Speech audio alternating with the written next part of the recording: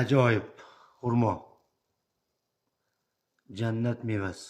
Inson tanasidan bo'lgan, ya'niki Odam alayhisolatu vasallam yaratgan loy qoldig'idan yaratilgan xurmo. Payg'ambarimiz sollallohu alayhi vasallam aytganlar sahobalarga: "Ey ashoblarim, kim jannatdan daraxt sotib olishni xohlaydi? Jannatdan daraxt sotib olishni xohlaysizmi?" dedilar sahobalar. "Ya Rasululloh." Sahobalar albatta ya Rasululloh dedilar.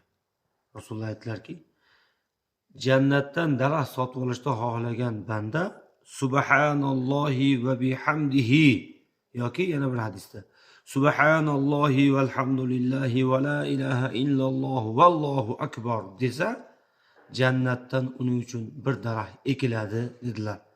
Demak, dunyodagi biz aytayotgan kalima jannatdagi daraxt ekilishiga sabab bo'lar ekan. Mana shunday ne'matdan Xudo barchamizni bahramand aylab, tilimizni zikrdan, tasbihdan, Allohning maqtovidan to'xtatmasin. Alhamdulillahi robbil alamin.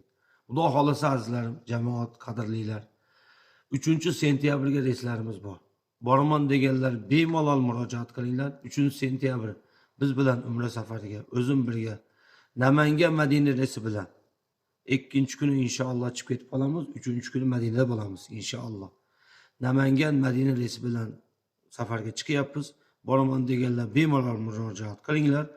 Biz Xudo xolasa sizlarga go'zal xizmat qilaylik. Assalomu alaykum va rahmatullohi taala va barakatuh.